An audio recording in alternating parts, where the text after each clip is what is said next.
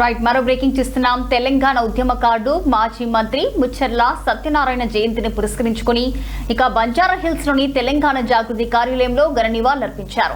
తెలంగాణ జాగృతి అధ్యక్షురాలు కల్వకుంట్ల కవిత గారు ఆయన చిత్రపటానికి పూలమాలలు వేసి అంజలి ఘటించారు. ఈ సందర్భంగా కల్వకుంట్ల కవిత మాట్లాడుతూ రాజకీయ పార్టీలు వేరైనా తెలంగాణ జాగృతి ఎజెండా ఎప్పుడు తెలంగాణ ఫస్ట్ అని, రాష్ట్ర ప్రయోజనాలే పరమావధి అని ఆమె స్పష్టం చేశారు. తెలంగాణ అస్తిత్వమే ఊపిరిగా పనిచేసిన వ్యక్తులను గౌరవించుకోవడం ప్రతి తెలంగాణ బిడ్డ బాధ్యత అని పేర్కొన్నారు. ముచ్చర్ల సత్యనారాయణ వంటి మహానీయుల త్యాగాలను స్మరించుకుంటూ రాబోయే తరాలకు వారి స్ఫూర్తిని అందించేలా ట్యాంక్ బండ్పై వారి విగ్రహాలను ఏర్పాటు చేయాలని ఆమె డిమాండ్ చేశారు.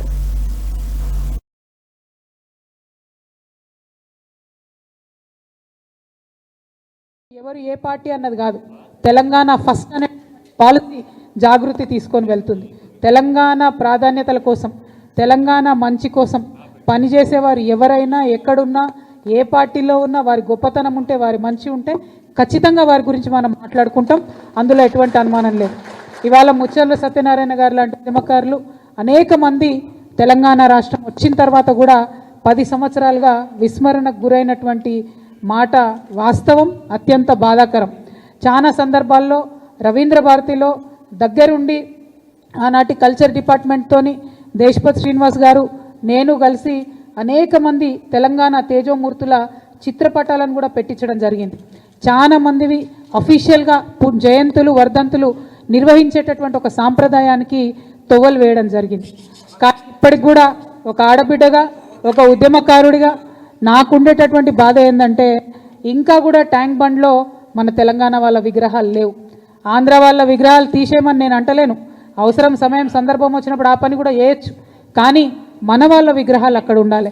ముచ్చర్ల సత్యనారాయణ గారి విగ్రహం ఖచ్చితంగా ట్యాంక్ బండ్ మీద ఉండాలి.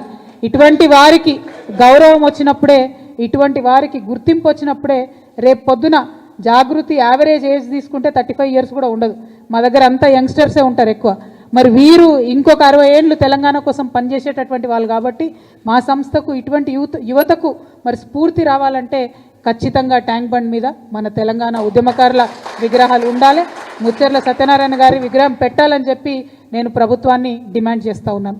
ఎవరు ఏ పార్టీ అన్నది కాదు, తెలంగాణ ఫస్ట్ అనే పాలసీ జాగృతి